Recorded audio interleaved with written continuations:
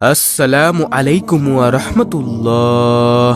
বিপদ যত কঠিনই হোক তা থেকে আল্লাহ ছাড়া কেউই আমাদের মুক্তি দিতে পারে না। বিপদ থেকে রক্ষা পাওয়ার জন্য আল্লাহর কাছেই দোয়া করতে হবে। আল্লাহ তাআলা তার প্রিয় বান্দাদের বিপদ ও মুসিবত দিয়ে পরীক্ষা করেন। সেই বিপদে আল্লাহ তাআলার কাছেই আমাদেরকে সাহায্য সহযোগিতা চাইতে হবে এবং আমাদের জীবনে আমরা প্রতিটি সেকেন্ডে সেকেন্ডে প্রতিটি মুহূর্তে মুহূর্তেই গুনাহের কাজ করে থাকি যা ক্ষমার অযোগ্য। কিন্তু প্রিয় দর্শক, আজকের ভিডিওতে আমি আপনাদেরকে এমন দুটি দোয়া বা দুরূদের কথা বলবো যেগুলো পাঠ করলে আল্লাহ তাআলা আপনার ৭০টি বড় বিপদ দূর করে দিবেন এবং আল্লাহ তাআলা আপনার ৮০ বছরের গুনাহ ক্ষমা করে দিবেন। সুবহানাল্লাহ। দর্শক, আজকের ভিডিওটি মূলত দুইটি পার্টে আলোচনা করব। প্রথম পার্টে আলোচনা করব ৭০টি বড় বিপদ থেকে মুক্তির দোয়া সম্পর্কে এবং দ্বিতীয় পার্টে আলোচনা করব যেই দুরূদ পাঠ করলে আল্লাহ তাআলা আপনার জীবনের সকল গুনাহ ক্ষমা করে দিবেন সেই সম্পর্কে। আমি বিশ্বাস করি যারা আমল করতে ভালোবাসে, যারা চায় যে তার ৭০টি বড় বিপদ আপদ দূর হোক, যারা চায় যে তার সারা জীবনের সকল গুনাহ মাফ হয়ে যাক, তারা অবশ্যই আজকের ভিডিওটি সম্পূর্ণ দেখবে এবং এইখান থেকে এই আমলগুলো শিখে পরবর্তীতে সে নিয়মিত এই আমলগুলো করবে ইনশাআল্লাহ। তাই প্রিয় দর্শক, আপনাদের কাছে আমার একটি অনুরোধ হলো ধৈর্য ধরে সম্পূর্ণ ভিডিওটি দেখতে থাকুন, ইনশাআল্লাহ অনেক অনেক ফায়দা হবে। দর্শক, তাহলে চলুন সর্বপ্রথমে জেনে নেই ৭০টি বড় বিপদ থেকে মুক্তির দোয়া।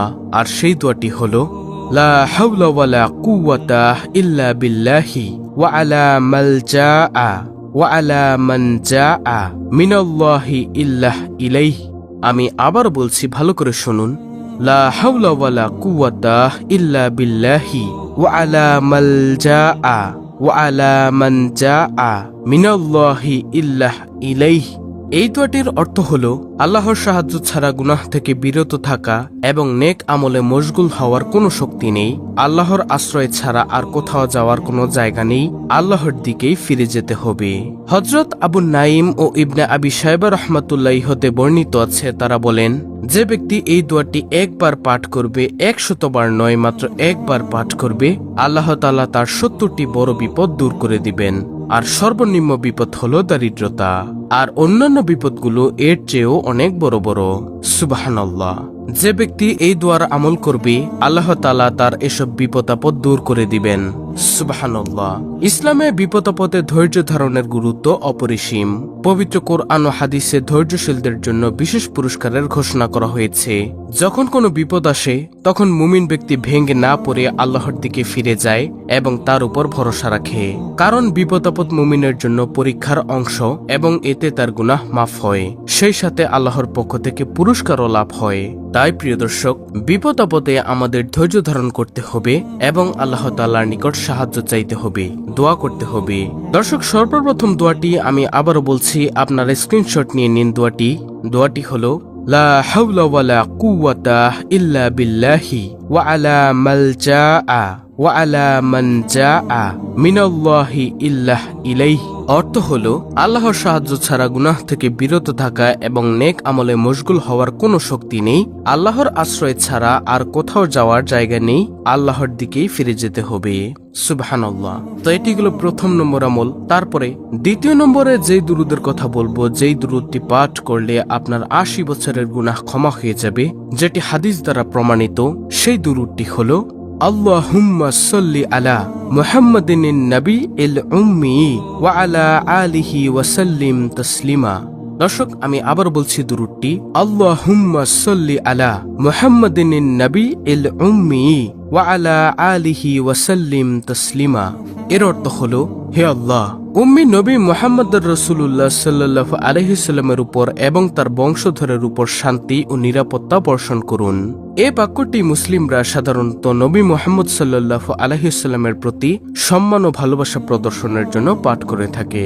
রাসূল সাল্লাল্লাহু আলাইহি সাল্লাম বলেছেন, যে ব্যক্তি জুমার দিন আসর নামাজের পর ওই স্থানে বসা অবস্থায় ৮০ বার নিচের দুরূদ শরীফটি পাঠ করবে। প্রিয় দর্শক, ভালো করে শুনুন।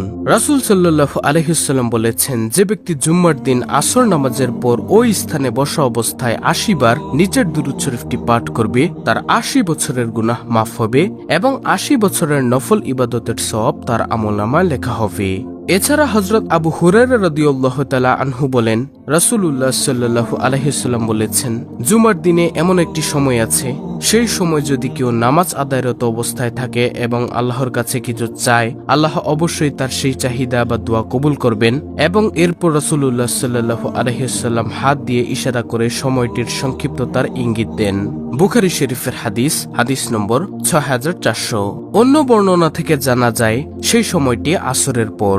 হযরত জাবের ইবনে আব্দুল্লাহ রাদিয়াল্লাহু আনহু বর্ণনা করেছেন, রাসূলুল্লাহ সাল্লাল্লাহু আলাইহি ওয়াসাল্লাম বলেন, জুমার দিনের 12 ঘন্টার মধ্যে এমন একটি মুহূর্ত রয়েছে, যদি কোনো মুসলিম এই সময়ে আল্লাহর কাছে কিছু প্রার্থনা করে, তাহলে মহান ও সর্বশক্তিমান আল্লাহ তাকে দান করেন।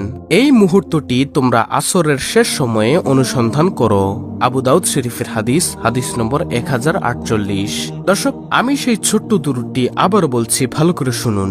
আল্লাহুম্মা সাল্লি আলা মুহাম্মাদিন নবিয়িল উম্মি ওয়া আলা আলিহি ওয়া সাল্লিম তাসলিমা। অর্থ, হে আল্লাহ, উম্মি নবী মুহাম্মদের উপর এবং তার বংশধরের উপর শান্তি ও নিরাপত্তা বর্ষণ করুন। প্রিয় দর্শক, এই দুরূদটি আপনি শুক্রবারে জুম্মার দিনে কেন পড়বেন সেটার ব্যাখ্যা করছি। ইসলামী ইতিহাসে জুম্মার দিনটি খুবই গুরুত্বপূর্ণ। হযরত আবু লুবাবা বিন আব্দুল মুনজির রাদিয়াল্লাহু তাআলা আনহু থেকে বর্ণিত আছে, রাসূলুল্লাহ সাল্লাল্লাহু আলাইহি ওয়াসাল্লাম জুম্মার দিন শ্রেষ্ঠ হওয়ার 5টি কারণ উল্লেখ করেছেন। নম্বর 1, আল্লাহ তাআলা এই দিনে প্রথম মানব হযরত আদম আলাইহিস সালামকে সৃষ্টি করেছেন। নম্বর 2, জুম্মার দিনে আদম আলাইহিস সালামকে জমিনে অবতরণ করিয়েছেন। নম্বর 3, জুম্মাবারে হযরত আদম আলাইহিস সালামকে মৃত্যু দিয়েছেন। নম্বর 4, এ দিনে এমন একটি সময় আছে যখন বান্দা আল্লাহর কাছে যা কিছুই প্রার্থনা করবে তিনি তা কবুল করবেন, যতক্ষণ সে হারাম কিছু প্রার্থনা করবে না। নম্বর 5, সবচেয়ে বড় বিষয় হলো এই দিনে কিয়ামত সংগঠিত হবে। আল্লাহু আকবার। ইবনে মাজাহ শরীফের হাদিস, হাদিস নম্বর 895। আর আপনি যে দুরূদ পড়বেন সেই দুরূদ পাঠের ফজিলত সম্পর্কে আপনাদেরকে বলছি। দুরূদ পাঠ করা মানে হলো হযরত মুহাম্মদ সাল্লাল্লাহু আলাইহি ওয়াসাল্লামের প্রতি ভালোবাসা ও শ্রদ্ধা জানিয়ে তার জন্য আল্লাহর কাছে দোয়া করা। দুরূদ পাঠ করলে অগণিত ফজিলত ও বরকত লাভ করা যায়। কিছু গুরুত্বপূর্ণ ফজিলত নিচে উল্লেখ করা হলো, যেমন আল্লাহর রহমত ও বরকত। দরুদ পাঠকারীর উপর আল্লাহ তাআলা 10 বার রহমত বর্ষণ করেন। মুসলিম শরীফের হাদিস, গুনাহ মাফ হয়। দরুদ পাঠের মাধ্যমে গুনাহ মাফ হয় এবং সওয়াব লাভ করা যায়। দুশ্চিন্তা দূর হয়। দরুদ পাঠ করলে মনের কষ্ট ও দুশ্চিন্তা দূর হয়। দোয়া কবুল হয়। দরুদ পাঠ করা দোয়া কবুলের একটি অন্যতম মাধ্যম। জান্নাত লাভ হয়। দরুদ পাঠকারীর জন্য জান্নাতের পথ সহজ হয়। আল্লাহর সন্তুষ্টি অর্জন হয়। দরুদ পাঠের মাধ্যমে আল্লাহর সন্তুষ্টি অর্জন করা যায়। রাসূলুল্লাহ সাল্লাল্লাহু আলাইহি ওয়াসাল্লামের সুপারিশ পাওয়া যায়। দরুদ পাঠকারীর জন্য কিয়ামতের দিন রাসূল সাল্লাল্লাহু আলাইহি ওয়াসাল্লাম সুপারিশ করবেন। বিশেষ সময়ে দরুদ পাঠের ফজিলত, জুম্মার দিন দরুদ পাঠ করলে 80 বছরের গুনাহ মাফ হয়। মোট কথা, দরুদ পাঠ করা একটি গুরুত্বপূর্ণ ইবাদত এবং এর মাধ্যমে ইহকাল ও পরকালে অসীম কল্যাণ লাভ করা যায়। এছাড়াও আপনি অন্যান্য যে দুরুদগুলো আছে সেই দুরুদগুলো পাঠ করতে পারেন, যেমন দুরুদ ইব্রাহিম এবং সবচেয়ে ছোট দুরুদ যেটা সাল্লাল্লাহু আলাইহি ওয়াসাল্লাম ইত্যাদি পাঠ করবেন। যেভাবে নিয়ম দেওয়া আছে আপনারা সেভাবে এই দুটি আমল করবেন। স্ক্রিনের মধ্যে আমল দুটি দিয়ে দিলাম, আপনার স্ক্রিনশট নিয়ে মুখস্থ করে নেবেন। ভিডিওটি ভালো লাগলে অবশ্যই চ্যানেলটিকে সাবস্ক্রাইব করে পাশে থাকা বেল বাটন অল বাজিয়ে দিবেন। ভিডিওটিতে একটি লাইক দিবেন এবং কমেন্টে আমিন লিখবেন এবং অন্য মুসলিম ভাই বোনদের কাছে এই ভিডিওটি শেয়ার করে দিবেন, যেন তারাও দেখে শিখে এই দুইটি আমল করতে পারে। আল্লাহ রাব্বুল আলামিন আমাদের সকলকে উপরোক্ত দুটি ফজিলত আমল প্রতিনিয়ত করার তৌফিক দান করুন।